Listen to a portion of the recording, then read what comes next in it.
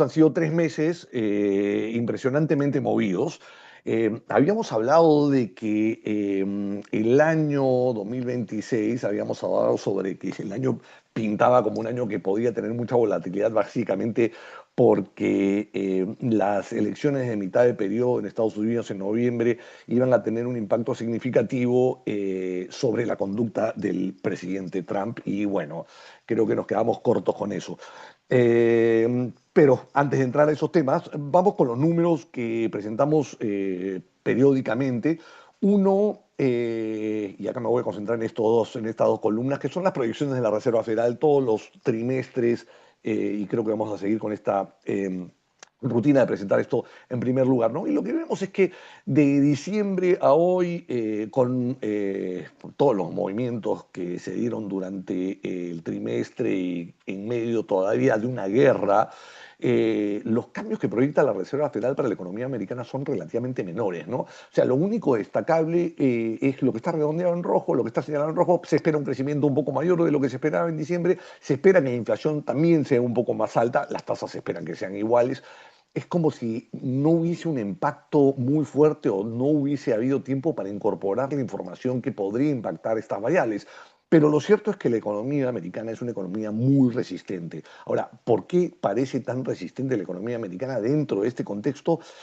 Hay varias razones, pero hay dos cosas acá principales que paso a señalar acá. Uno, el precio del West Texas Intermediate se fue a $100, este es el precio del petróleo cotizado en el Golfo de México, se fue a $100 y la verdad que $100, $110, ahora está debajo, ahora está en 90. Este precio ajustado por inflación es menor que el precio promedio del petróleo de los últimos 25 años. La economía americana ha venido funcionando con un precio más alto a lo largo de los últimos 25 años y no solamente con un precio más alto o alrededor de este promedio, sino que consumiendo o demandando un mayor uso de energía por cada dólar de PBI, que es lo que tenemos en el gráfico a la derecha. Pero lo que vemos es que del año 60, y bueno, acelerándose mucho a partir de la crisis del petróleo del 70, el uso de energía por cada dólar creado de la economía americana se ha ido reduciendo y está en niveles históricamente bajos, básicamente porque esa economía pasó de ser una economía manufacturera a ser una economía de servicio, ¿no?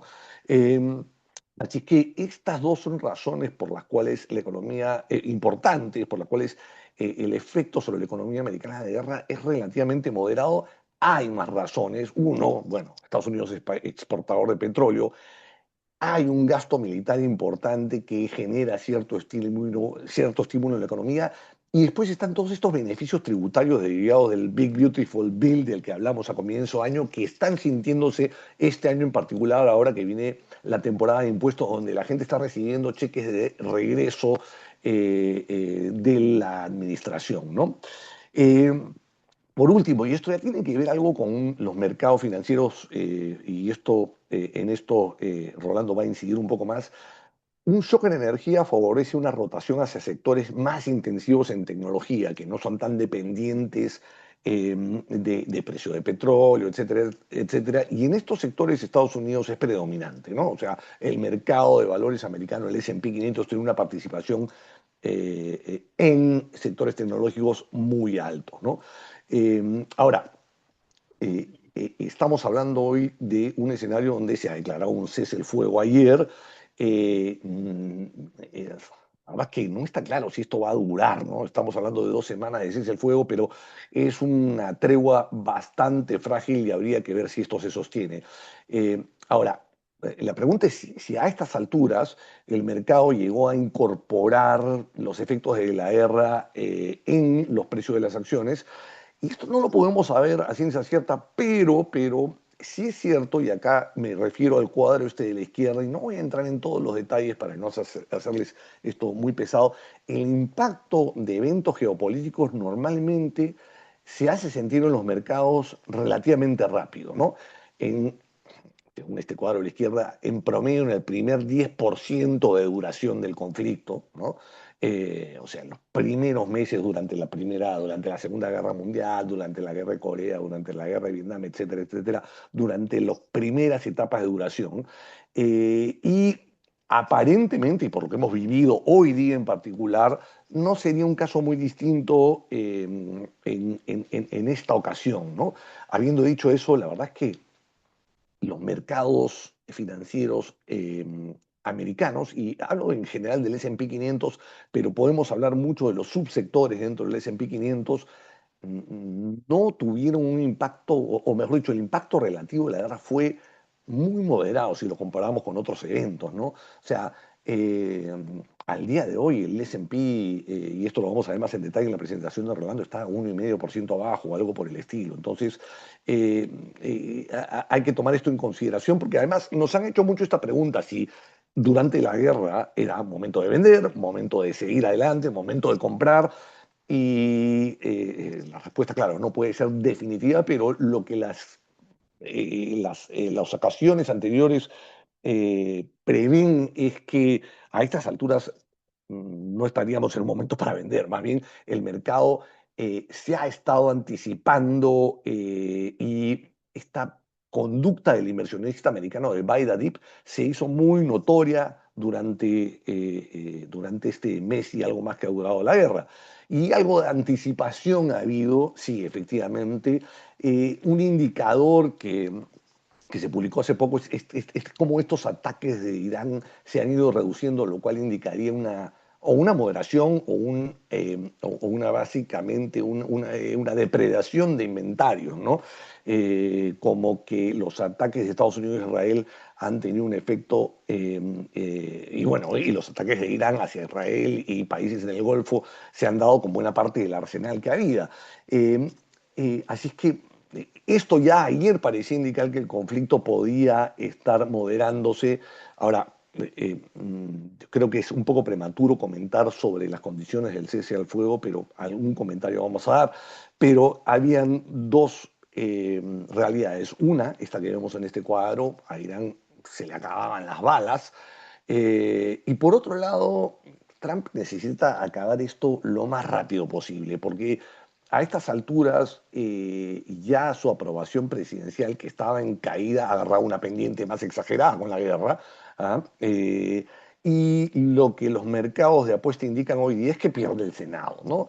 Que pierde el Senado, y las probabilidades además de que pierda, de que pierda, de que pierda el Congreso, la Cámara Menor, no son menores. Y esto puede terminar, eh, si los demócratas toman la posición, puede terminar en un problema para Trump grave, ¿no? O sea, podría terminar siendo impeached otra vez, ¿no?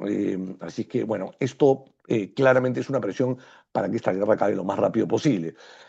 Y esto encuentra el S&P en un momento relativamente atractivo, porque el ajuste que se dio, y este ajuste no se ha dado solamente con la guerra, ¿ah? Porque venimos viendo un ajuste que se da desde octubre, y al mismo tiempo que los precios iban corrigiéndose, venían revisiones de utilidades hacia el alza. ¿Ah? Ojo, y voy a hacer un comentario un momento sobre si esas proyecciones en utilidades deberían corregirse como resultado de la guerra, pero lo que vemos hoy día es que el S&P está tradeando a 19 veces ganancias. Eh, ¿Es un momento atractivo para el S&P? Sí, bastante atractivo con respecto a lo que hemos visto en periodos recientes, ¿no?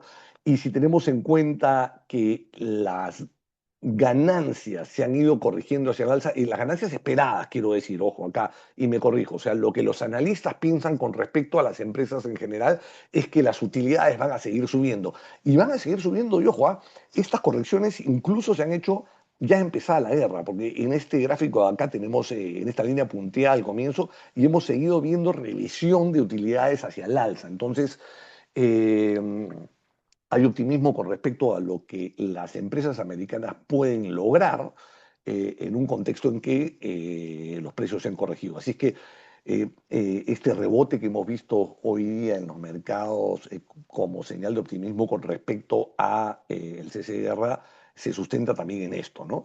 Y en particular acá un comentario muy breve: este ajuste en múltiplos se ha dado significativamente, ha sido más significativo en el sector tecnológico. El sector tecnológico ha venido tradeando tradicionalmente con un premium sobre el S&P en general. Eso se ha ajustado, o sea, está básicamente muy ligeramente arriba del nivel del S&P, 1.07 nomás es la relación hoy día, cuando ha sido 1.3, 4, 1.6 en puntos relativamente altos, ¿no? Entonces, esos dos son dos indicadores que nos hacen pensar que sí, es un buen momento para el S&P claramente. Ojo, acá estamos haciendo un supuesto que es importante con respecto a si este cese del fuego es real, ¿no? Yo recuerdo cuando Rusia invadió Ucrania, todo el mundo pensaba que con tecnología eso se acababa relativamente rápido. Es una guerra que ya está durando 4 años. Esto no tiene pinta de ser lo mismo, evidentemente, pero las condiciones, estos 10 puntos que supuestamente Irán presentó como condiciones para que el cese del fuego se mantenga, mm, deberían ser inaceptables para Estados Unidos. ¿Ah? Entonces, claramente son inaceptables para Israel. Veremos cómo se mueve esto. Yo para acá, en conclusión, básicamente estamos viendo que es una economía muy resiliente la economía americana y que puede ha resultado resistiendo el impacto de la guerra como no hemos visto en otros eventos geopolíticos. Y esto nos hace pensar que si efectivamente es duradero este cese al fuego y se logra un nivel de paz un poco más duradero, esto debería caminar relativamente bien. Y con esto le doy el paso a Rolando. ¿Qué tal? Buenas noches con todos. Gracias por acompañarnos una vez más en el webinar de este trimestre. A ver, siempre comenzamos comparándonos con el trimestre anterior, ¿no? En enero fuimos con una visión menos constructiva que el trimestre de octubre del 2025, es decir, fuimos con un neutral positivo en la toma de riesgo. Y ahora estamos yendo con un neutral, ¿no? Entonces, si uno mira la parte de la línea inferior de los tres últimos trimestres, vemos que estamos en un overweight en octubre, un neutral positivo en enero y un neutral en abril. Es decir, tenemos como una disminución de la sugerencia de la toma de riesgo, si lo vemos en un horizonte pues, de 9 meses, ¿no? ¿Cómo se llegó a esta conclusión? Vemos, por ejemplo, que para el mes de abril, las sorpresas positivas en los datos de crecimientos se mantienen, eso es bueno. Ya Alfredo comentó bastante acerca de los datos. No han venido mal, no te están hablando que la economía americana entre en una recesión, ¿no? Todo lo contrario, te habla de la productividad, te hablan que la inteligencia artificial todavía da para rato para mejorar la eficiencia de la economía americana. Obviamente hay datos de desempleo que pueden preocupar, que un mercado laboral se puede estar un poco contrayendo, pero en líneas generales la figura más grande de actividad económica todavía es favorable. El segundo punto, favorable también, el segundo punto es que el sentimiento de mercado ya cambió, ¿no? Y eso es algo reciente. Nosotros decíamos ya hace buen tiempo que el sentimiento es una variable sistemática también. ¿Eso qué implica? Que importa mucho en los retornos y que cuando cambia puede mantenerse así por buen tiempo, ¿no? Ahora, lo que tenemos que entender aquí es por qué cambió, ¿no? El sentimiento es positivo, muy difícil de cambiar, venía pues, de buen tiempo, pero viene algo imprevisto, ¿no? Lo que comentaba Alfredo, que era el tema de la guerra, ¿no? Esta guerra que yo hasta ahora no le entiendo. Porque se le ocurrió de la noche a la mañana hacer una guerra en esa coyuntura cuando todo iba mejorando. Pero bueno, no es la labor entenderlo. Pero esto, de improviso, originó un cambio del sentimiento, ¿no? Que todavía sigue siendo un sentimiento de corto plazo, pero ya cambió en el corto plazo. Entonces, eso no lo podemos obviar, no podemos decir ya acabó todo y todo va a venir para adelante positivo, porque no se sabe lo que todavía, cómo van a ser las próximas 2 semanas. Lo que sí sabemos es que el sentimiento cambió y todavía está ahorita en el tramo negativo. Eso es un hecho. Y eso todavía no es favorable. Cuando uno junta eso con el proceso sistemático que vamos a explicar, te dice, para ese trimestre, bájate un poco de riesgo. Entonces, ¿qué es lo que nos vuelve neutral? Es la parte que comenzó Alfredo, ¿no? El tema que la economía americana no viene mal y que ya con lo que ha hecho Trump da muchas luces que el problema de la guerra se ha reducido de manera importante. El otro punto es el tema de la estacionalidad. Típicamente del segundo trimestre del año, la renta variable americana tiene retorno positivo. Entonces, si juntamos todo eso, nos da una toma de riesgo neutral, por lo menos en el corto plazo. Es decir, no vender.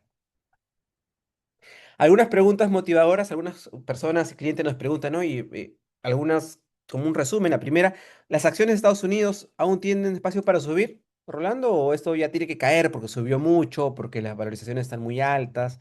En nuestra opinión, tienen espacio para subir. Las acciones suben, sobre todo cuando hay crecimiento económico. Y para Estados Unidos, de 2% para más, es un buen crecimiento, ¿no? No tanto para nuestro país o otros países emergentes, ¿no? Para US sí, por lo tanto, si queremos que eso va a ocurrir, en línea con lo que espera la Fed, eh, da pie para mayores utilidades y las utilidades hacia el alza generan acciones al alza también en los Estados Unidos. Aparte, la ganancia de productividad impulsada por la inteligencia artificial, ¿no? Entonces, el rally sigue siendo fundamental. No solamente es un tema de liquidez, que hay mucho dinero suelto, sino que hay variables fundamentales que sostienen que todavía puede haber un rally en los Estados Unidos. Nosotros estamos también en esa línea. Siguiente pregunta que nos las hacen es, ¿qué podría generar una corrección rápida, ¿no? Que otra vez el S&P baje, no sé, mucho más que 10%, no sé, más de 15%, por ejemplo.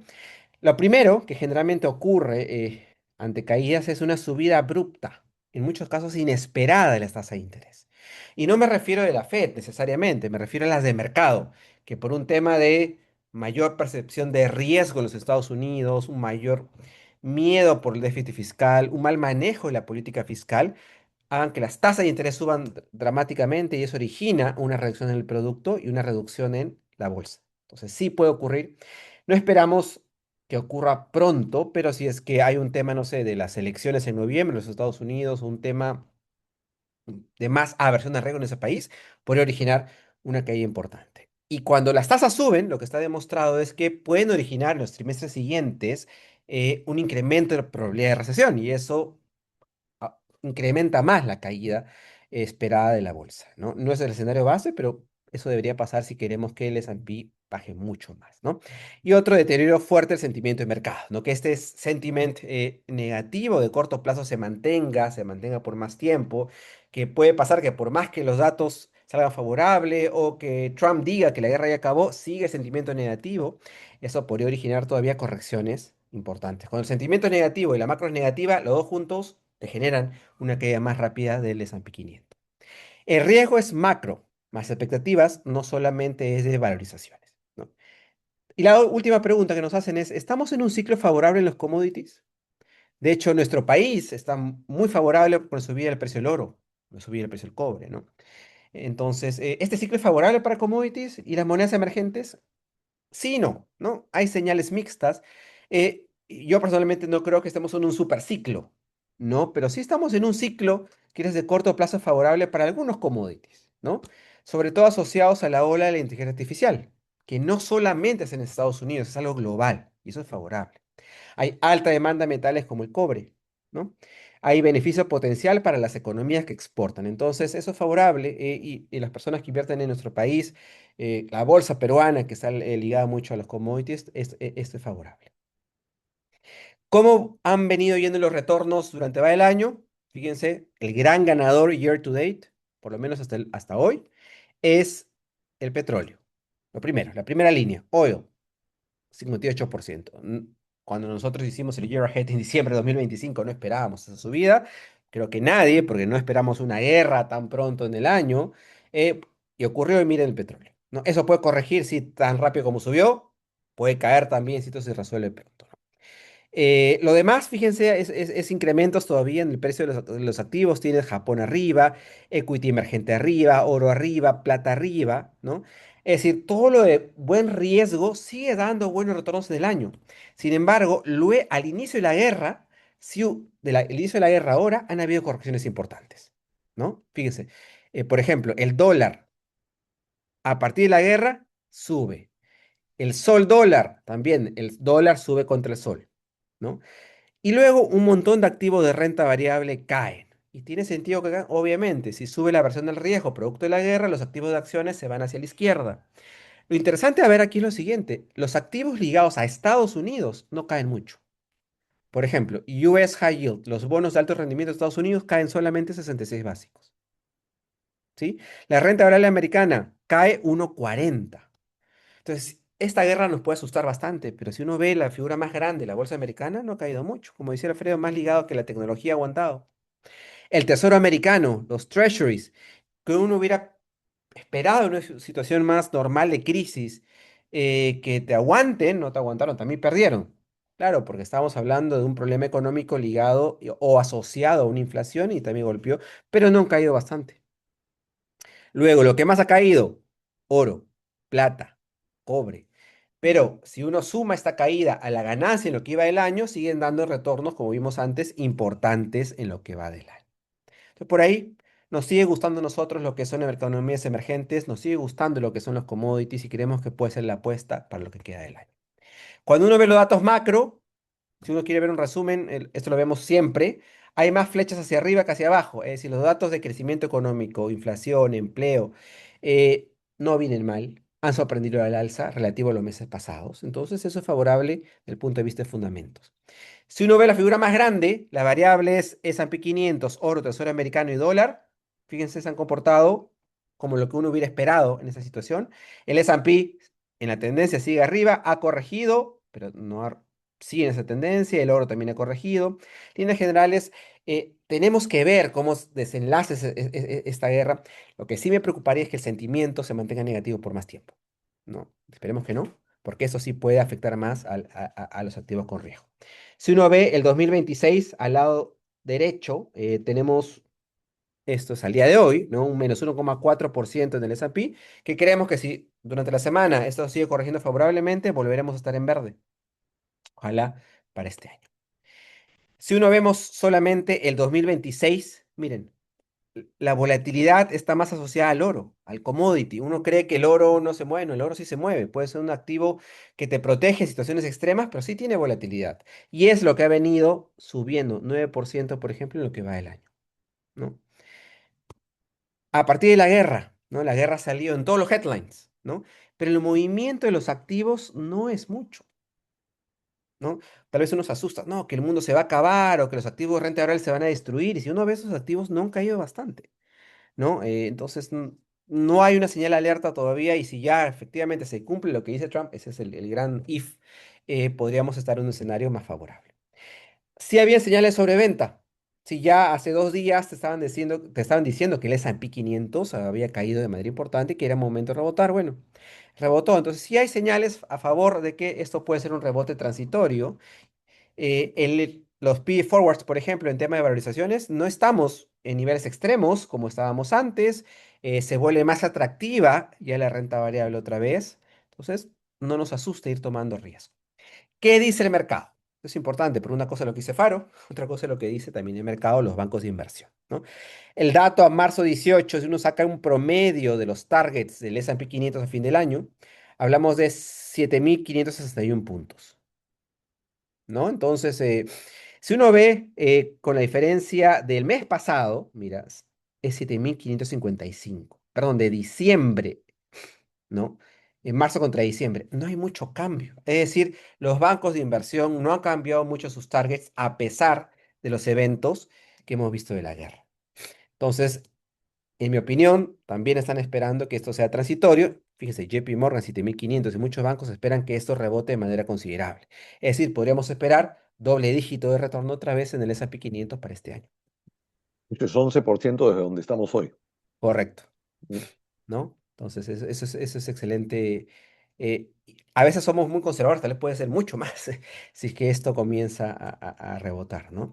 Lo interesante es que si esto se sincroniza, no solamente va a ser Estados Unidos, es decir, Estados Unidos puede subir 11, pero emergente puede subir más de 11, ¿no? Y eso es favorable para todos. Cuando uno se va al mundo de la renta fija, también es algo que nos parece ahora más atractivo. Miren, acá tenemos la curva de rendimientos, que son en el eje Y, la tasa de interés de los bonos, de los tesoros de estos países, es decir, de Perú, Brasil, Colombia, México, Perú, ¿no?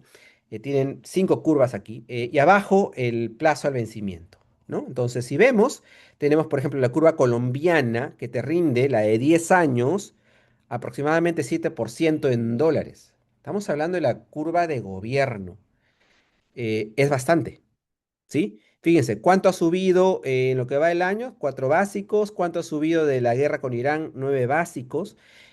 Han sido subidas, en ese caso, moderadas, pero miren Perú. ¿Cuánto ha subido Perú? En lo que va el año 13, pero a partir de la guerra ha subido 32 básicos. Es decir, si uno ve esta columna de aquí, es la subida de tasa de interés en puntos básicos, han sido importantes luego de la guerra. Si los bonos latinoamericanos han recibido el golpe, la guerra no es en Perú. Pero claro, si la curva americana sube, todo lo demás que está en dólares también sube, entonces se vuelve atractivo. Si te gustaba Colombia, México, Brasil, a tasas, no sé, 30 básico más abajo, pues seguramente ahora te pueden estar gustando más.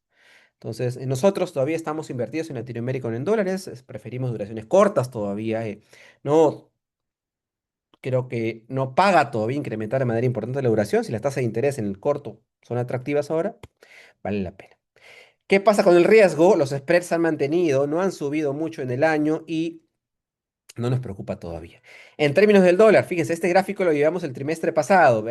Veíamos que el dólar podría rebotar, como que se quiere levantar. Y efectivamente, se da la guerra, el dólar comienza a subir en línea porque las tasas de interés ya no podían caer tanto porque iba a haber una inflación producto del incremento de la energía, del petróleo. Entonces el dólar comienza a agarrar valor. Lo vemos por aquí, ¿no? Todavía es un wait and see, esperar que lo que ocurra, pero el dólar sigue siendo todavía la reserva de valor, así que ante cualquier problema, no solamente en Perú, sino en casi todo el mundo, prefiere ahorrar en dólares. Cuando uno sigue las herramientas que siempre vemos en las sistemáticas, algo pasó.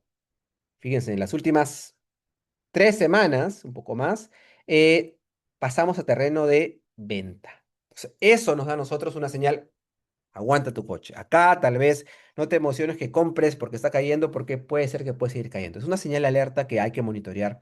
Y uno ve también la profundidad de mercado.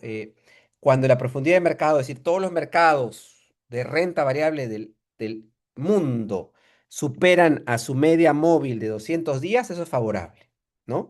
Pero cuando menos del 65% lo hacen, y es una señal de que eso se está enfriando. Y efectivamente, miren, esta línea azul comienza a corregir hacia abajo drásticamente, producto de la guerra, y da una señal de que la profundidad se reduce importante y se puede mantener por ahí. Por eso es crucial lo que pasa esta semana y la siguiente, en función de lo que diga Trump, ¿no? Para que el sentimiento no siga negativo y eso sea peor. Acá vemos el sentiment, uno de los sentiments que nosotros seguimos y vemos que tiene una ligera corrección hacia abajo. En conclusión, en el S&P seguimos atractivos, en los bonos mejor punto de entrada, en el dólar lo mantenemos, un dólar puede ser fuerte, pero todavía un techo relativo, y eso de timear el mercado no nos gusta. Eso de buscar el mejor momento para entrar es muy difícil. El tema es tomar una estrategia de manera controlada e ir comprando poco a poco en la medida que sea conveniente. Muchas gracias, estamos eh, para las preguntas. Gracias, Rolo. Pasamos a la última parte del webinar. Eh, a ver, nos preguntan, bueno, primero se compartirá la presentación. Sí, nosotros vamos a, bueno, se está Estamos en vivo, grabando ¿no? este webinar, nosotros lo vamos a subir ahora el viernes a nuestros canales de YouTube, así que ahí podrán visualizar el webinar completo.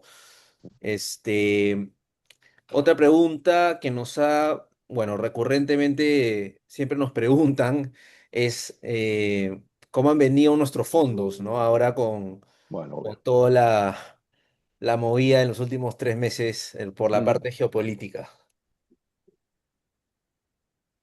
A ver, vamos, Rolo, dale. vamos Sí. con los números. Nosotros tenemos varios fondos. El fondo de renta variable es un fondo que a mí particularmente me gusta. Es un fondo que le ha ido bien durante el año y ha resistido el embate de la guerra, producto de la diversificación de la cartera. Ya nuestro fondo tiene Estados Unidos, tiene mercado emergente y tiene commodities. Entonces, se ha favorecido de toda la subida y en la caída con la diversificación no cayó tanto como otros activos. Más o menos aprox. En lo que va del año, este fondo está rindiendo 4.80% en dólares. Y mientras que un ACWI rinde más o menos 2.22, 21%. Entonces sí tienes una ganancia importante. Y esto, Ojo, el ACWI es el índice comparable, el All Country World Index, ¿no? claro, Vale la pena aclararlo. sí, porque nuestro fondo es rentable global, ¿no? No Mm. solamente Perú o solamente US, es un tema, nos permite a nosotros diversificar a lo largo del mundo, ¿no? Y Entonces, cuánto está para el año el S&P? Que no vi el número al cierre de hoy. Eso es al menos cierre de hoy, uno, ¿no? menos 1,4. Ah, ok. O sea, bueno saber cómo está con las comparaciones. Sí, Ok. sí, sí, sí, es importante. Entonces, eso es la renta variable, a mí particularmente me gusta porque es hay valoraciones atractivas, podemos estar entrando siempre con una visión de largo plazo, porque el equity no es que no se mueve, ¿no? La volatilidad de un equity bordea más o menos el 20% del año, entonces sí es una volatilidad importante. No es tan alta como una acción individual o como una criptomoneda, porque está diversificado, pero para las personas que no toleran mucho la volatilidad, este fondo no es tan atractivo. El otro fondo que sí puede ser atractivo para las que no toleran mucha volatilidad son los fondos de renta fija o nuestro fondo, por ejemplo, de deuda global. Este fondo, a la pregunta, ha rendido más o menos 1,29% en lo que aprox, en lo que va el año. Y si uno lo compara contra el índice que es el Ligatru, que va más o menos 0,33 puntos básicos, más o menos. Entonces, también tienes una... Este fondo es interesante porque ha subido con poca volatilidad relativa. Entonces, eso es interesante. Claro, el retorno no va a ser tanto como una renta variable si la economía va bien y el mundo se resuelve el problema de la guerra, pero también tiene una muy baja volatilidad, ¿no? Déjame agregar que para los que, por si acaso, hay una serie de restricciones con respecto a las cosas que nosotros podemos publicar, porque la Super tiene un reglamento que es bien restrictivo, pero en la misma página de la Super se pueden encontrar estos números de los cuales está hablando Rolando, por si Esos acaso. números son aproximados. Sí. Mm. Me parece que está bastante claro. Bueno, seguimos con las preguntas. Hay varias con relación a la guerra, así que, a ver, voy a tratar Dale, de agruparlas. condensa. Em, bueno, sí, también siguiendo un poco con el tema de nuestros fondos, preguntan si es que hemos hecho algún cambio en nuestros fondos, digamos, en los activos Como a consecuencia de raíz la de la guerra. guerra. Sí. Ya, ok, dale, Rulo, A ver, en deuda no, ninguno. El portafolio está igualito. igual de que comenzamos. Claro, hemos rebalanceado en función de cuando entra más dinero comprar, pero no es que hemos cambiado la estrategia, no. Mm, Cuando algo es temporal, no debería cambiarse la estrategia. Si queremos que es permanente y cambia el mm, capital market expectation, sí, pero mm, la versión no cambió ni el capital market expectation, el fondo se mantiene. En renta variable sí hemos hecho algunos cambios, porque este fondo tiene un componente que es el componente sistemático, en el cual hay un algoritmo que compra y vende en función de lo que vamos viendo. Entonces, es como que no es tan discrecional. Algunos activos salieron del portafolio justamente cuando comenzó a caer y eso fue favorable, y mantuvo la volatilidad, ¿no? Entonces, eso ayuda. Sí hemos hecho algún rebalanceo, pero no son rebalanceos muy importantes, ¿no? Se habrá rebalanceado pues un pues, que 6% de la cartera, ¿no? Que exacto. A eso quería ir, que no. Básicamente la estrategia sigue siendo lo mismo y ha no habido cambia. ajustes muy en el margen, ¿no? Sí, sí, es salirte un poco Mm, de, no sé, países emergentes, tipo Sudáfrica, y regresar al S&P, ¿no? Que se volvió mm, más atractivo luego de la exacto. corrección. ¿Mm? Ujú. Me imagino también es porque pensamos que esto va a ser un poco transitorio, como se ha venido mencionando, ¿no? Eh, También nos preguntan, bueno, en el hipotético caso que la guerra continuara, no haya Mm. una pausa como se menciona, ¿qué activos recomendaríamos para invertir, digamos, en un corto a mediano plazo? Em, Bueno, la verdad es que el gran activo que se benefició durante la guerra fueron las acciones de las compañías de energía, ¿no? O sea, Hierro lo señaló que el petróleo es lo que más subió como consecuencia de la guerra. De hecho, el West Texas estaba, no sé, $60 antes de la guerra, estoy tirando un número aproximado cuando lo tengo en la cabeza, terminó trayendo a 110 en un momento, ahora ha retrocedido debajo de 90. Y las acciones que más se beneficiaron fueron, si uno ve el índice que se llama XLE, es probablemente el de todos los subsectores del S&P, es el que subió más, es el índice de empresas de energía, ¿no? Chevron, Exxon, etcétera. Y en conjunto con eso, ya una cosa un poco más detallada, índices que tienen que ver con defensa, ¿no? O sea, los índices que agrupan a Lockheed, a Raytheon, a todas estas compañías que básicamente son proveedoras de armas. Eh, Ahora, es muy importante cuál es la expectativa de duración del conflicto, ¿no es cierto? Porque la verdad que si es un conflicto que dura poco, y esto es lo que el mercado ha incorporado relativamente rápido, es una realidad y es distinta si es un conflicto que se alarga, ¿no? Y todo parece indicar que eh, hay una voluntad política por cortarlo rápido, como hemos visto para Trump. Es un riesgo existencial, diría, ir muy largo con esto, ¿no? Justo en línea con ese tema también Mm, nos preguntan por perspectivas con el petróleo y el sector de energía, ¿no? mm, Pese a que ha habido un cese de fuego, sí, ha habido un daño a la infraestructura importante y mm. cómo eso deberíamos pensar mirando hacia adelante. Pero ese daño en la infraestructura, hoy día el precio del petróleo refleja ese daño, ¿no? O sea, ya está incorporada esa información. La pregunta es si va a haber más daño o si de acá en adelante vamos a una etapa de reconstrucción o no, ¿no? Y eso es algo que es una moneda al aire en este momento, nos parece, ¿no? Eh, es difícil de prever, pero una apuesta de largo plazo, y otra vez alguien que tiene, no sé, 10 años por delante, la verdad que debería pensar que vamos para un mundo donde los requerimientos de energía vía hidrocarburos van a ser cada vez menores, ¿no? O sea, claramente, y China está llevando la delantera en esto, básicamente con un despliegue en energía solar que es enorme. Hoy día China genera en energía solar casi toda la energía, casi tanta energía como la que consume Estados Unidos, ¿no? En total, ¿no? Y además están, ya no me acuerdo cuál es el número de plantas nucleares que están armando, pero es un número relativamente grande. Y eso, ese también va a ser el futuro en Estados Unidos, ¿no? Cada vez más evitar la dependencia de hidrocarburos, a pesar de que son el primer exportador, el primer productor del mundo hoy día, ¿no?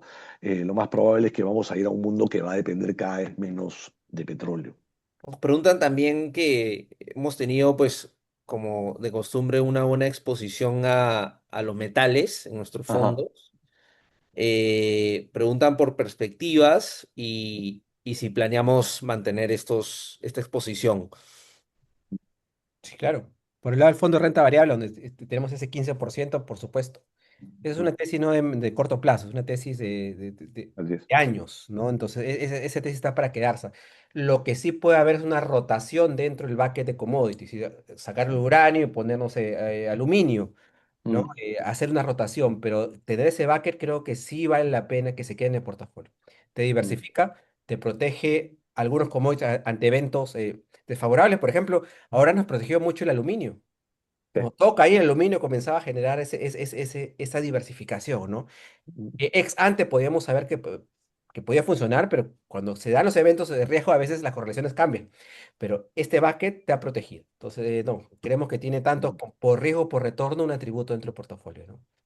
Sí, yo solo para agregar, si estamos dispuestos a apostar a que hay una reconversión de la matriz energética global y donde vamos a ver un cambio alejándonos de hidrocarburos hacia energías renovables y más baratas, el cobre tiene una demanda positiva de largo plazo importante y el uranio también, ¿no? Por decir dos commodities que tenemos en el portafolio, ¿no? Ujú. Acá nos preguntan cuál es de nuestros fondos, cuál sería la recomendación para invertir en algo que proteja en medio de este entorno de crisis geopolítica. Ahí Déjame, depende, bueno, dejo el capitán. déjame, ahí depende de que la magnitud de la crisis, ¿no? La verdad es que en un escenario donde en el futuro se puede prever tener inflación y se puede, probablemente lo mejor es tener acciones, ¿no? Un escenario, acá déjenme hablar de, a ver, tres posibilidades porque no sé por dónde va la pregunta, pero si fuésemos un escenario donde acá donde Estados Unidos tiene que ir por una opción de destrucción masiva en Irán, ¿no? O sea, bombardear Car, destruir las plantas de energía, los puentes, la verdad, la infraestructura petrolera en general y que la represalia de Irán signifique más bombardeo a plantas similares, lo más probable es que eso, a ver, voy a especular, termina con un petróleo a 200, eso genera un riesgo de recesión global importante, ¿no?